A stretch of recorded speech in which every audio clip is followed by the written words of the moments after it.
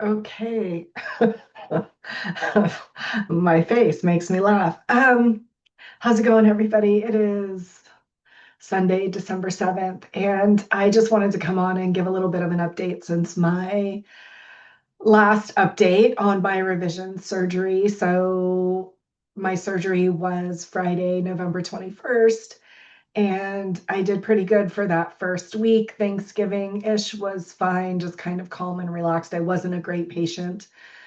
And then the following week, I got sick. So it hasn't made recovery a good time, let's just say that. And I already wasn't being a good patient. So throw in being sick on top of that. And it's been a little bit rough this time around. So, in the grand scheme of things, I haven't had like I have pain and it's kind of roving and migrating, but when you get sick on top of that, I had a couple days where I had that like my hair hurt situation, like where you're just achy and uncomfortable all the time.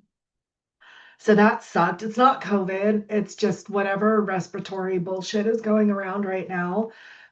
If it's not better by tomorrow, I'll be calling and trying to get an appointment though, because whenever I get sick, it goes directly into my chest and it gives me this lovely voice, which I sound like a truck driver who smokes 3 packs a day. So that's fun.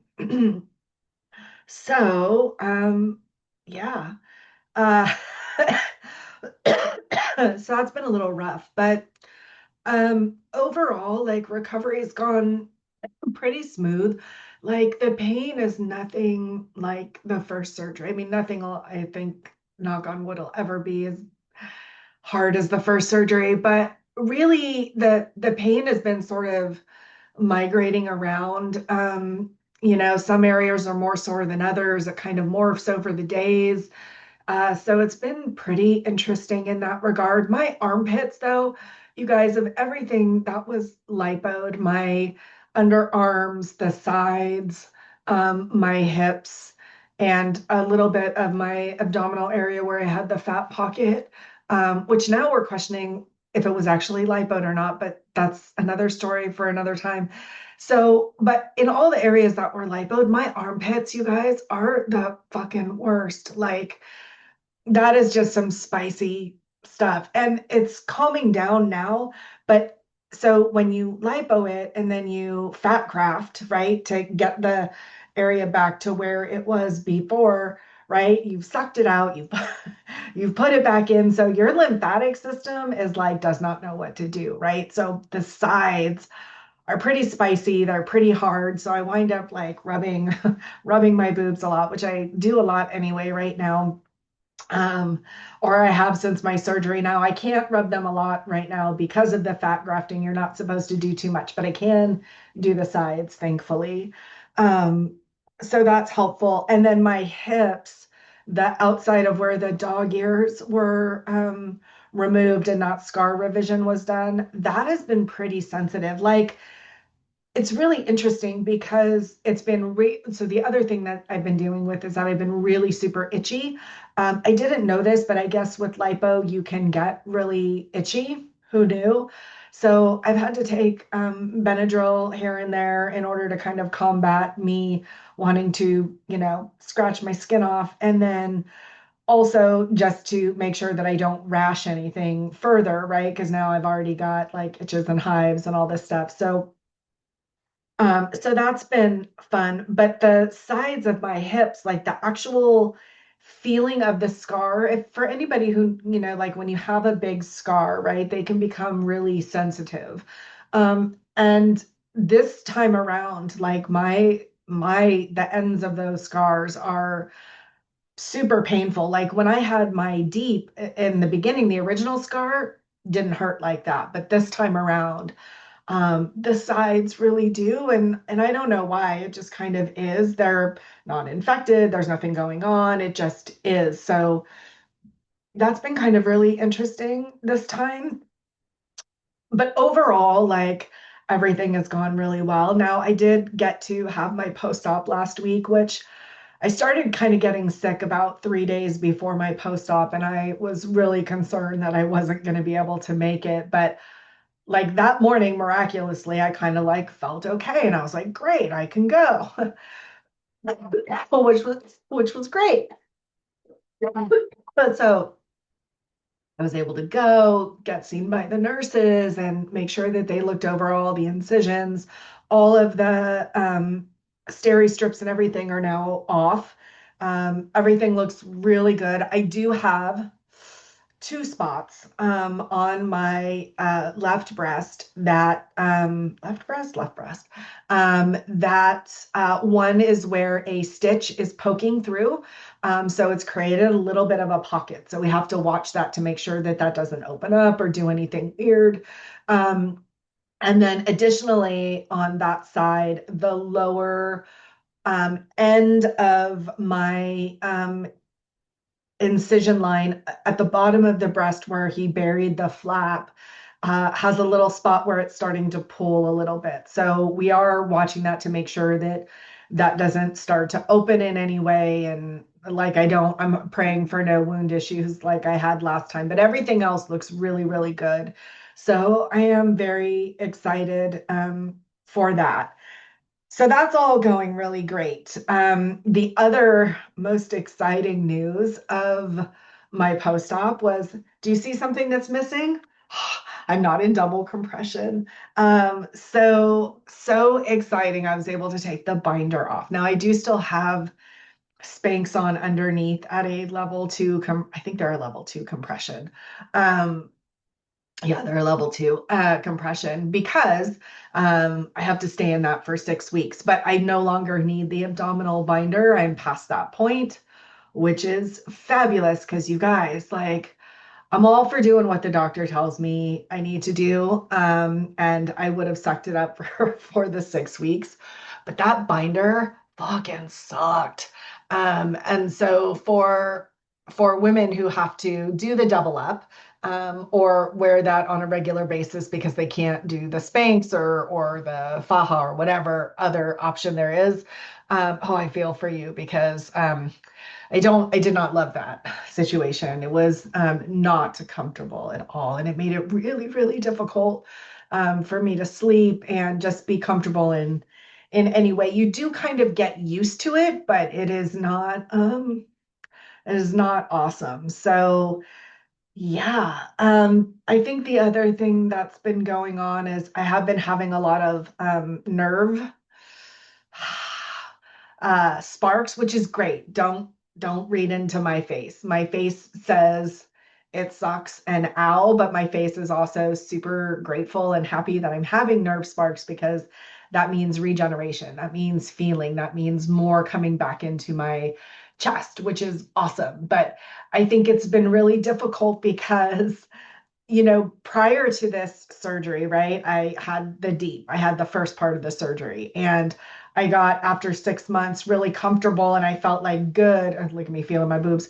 I felt really good about like the level of feeling I had, like things felt comfortable and normal, and I kind of knew where things were and how they felt. And then I had this surgery, and I was really questioning with my doctor before the surgery, like, I'm not going to lose any feeling. I'm not, nothing's going to regress. And he was like, no, it's all going to be fine. And that was great. And then, I woke up and I didn't lose any sensation or anything like that, but it was different. It morphed again. And part of that is because obviously I just had surgery and they cut into things again, right?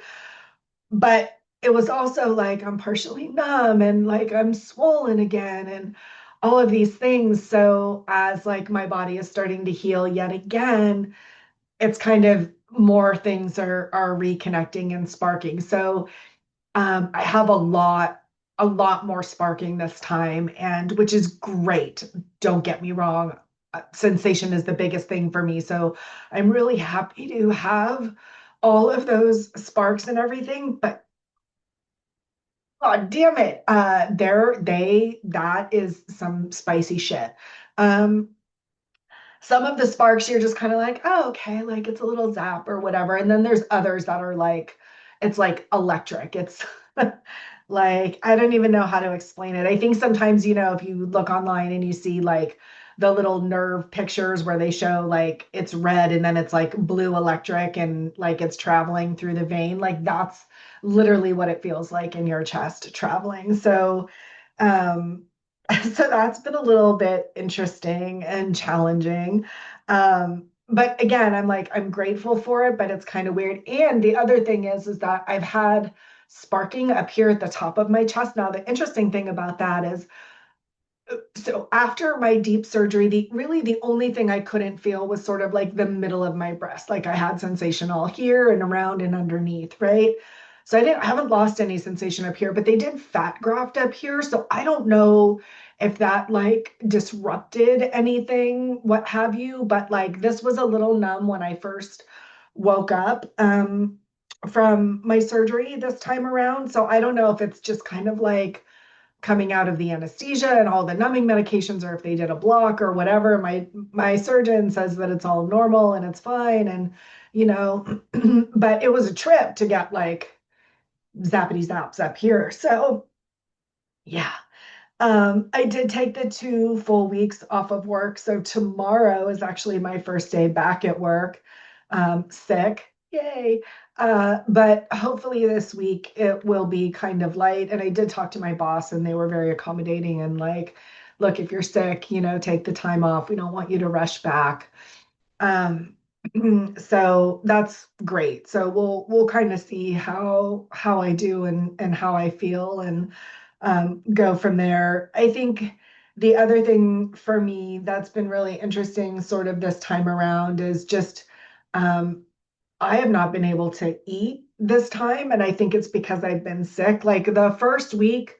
I was kind of fine. I was back to my, 100 grams of protein a day. I was, 20 to 40 milligrams of collagen a day.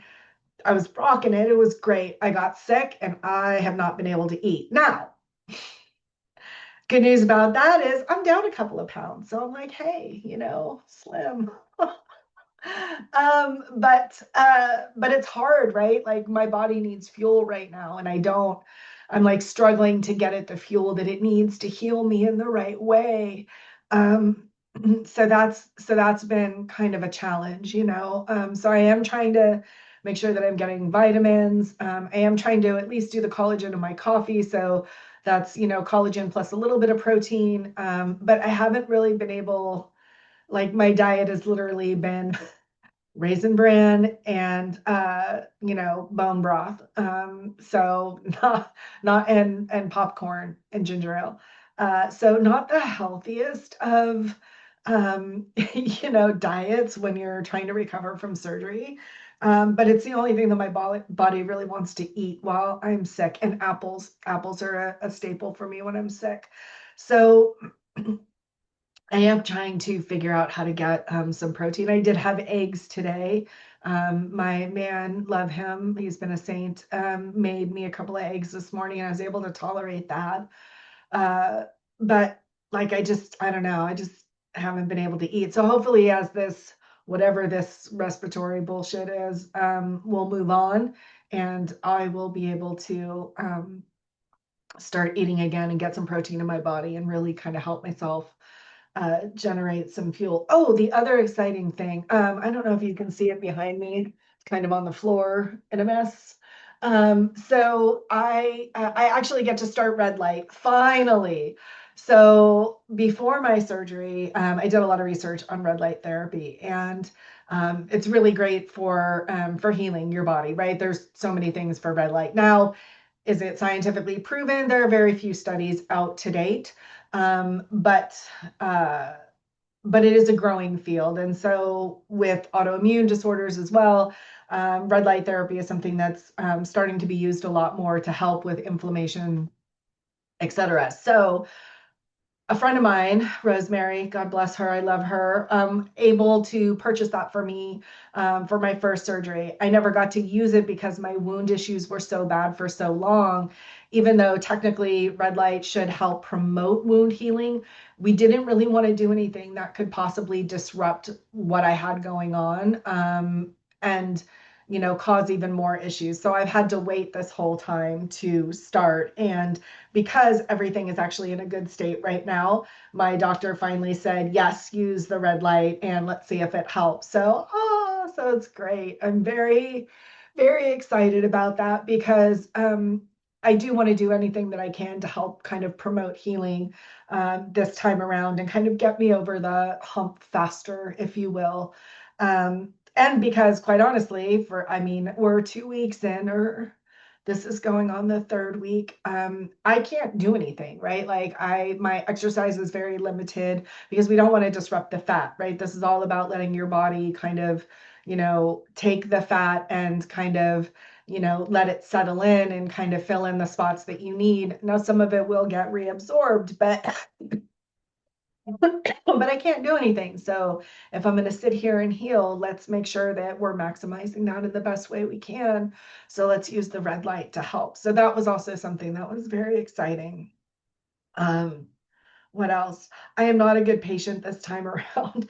I think I said this in my last video, but like my first surgery, I was awake enough that, I mean, I was not awake enough. I was awake, medicated, and then just kind of slept, right? My body had been through so much that I just was kind of down for the count and didn't really fight it, right? This time around, at least in the beginning, and now that I'm semi coming out of my sick haze, like I'm tired enough from surgery and limited enough that I can't really do anything, but I'm awake enough that I'm bored and I don't sit idle very well. I don't know how to do still. Now, lesson the lesson here is learn how to be still. The challenge is I fucking suck at it. So I've been kind of a very bad patient, and my man, who is a saint, has been really awesome at just bearing with my sort of level of whininess that has gone on this time. So, um, I recommend getting a good book or whatever you like to do. I generally try to sit up and do, some sort of craft or puzzle or something, but with the binder this time, that was like really uncomfortable. So I was really struggling kind of with all the things. So, but now that the binder is off, and I can kind of do, a little bit more without having that on. I can kind of function a little better. So we'll see if once I come out of, being sick and kind of going back to work, if that helps relieve my sort of, fidgetiness, boredom, whininess. Anyway, I don't know what else to say. I just wanted to kind of give an update and let you guys know where I'm at. So if you have any questions, let me know. Otherwise, I'll talk to you soon.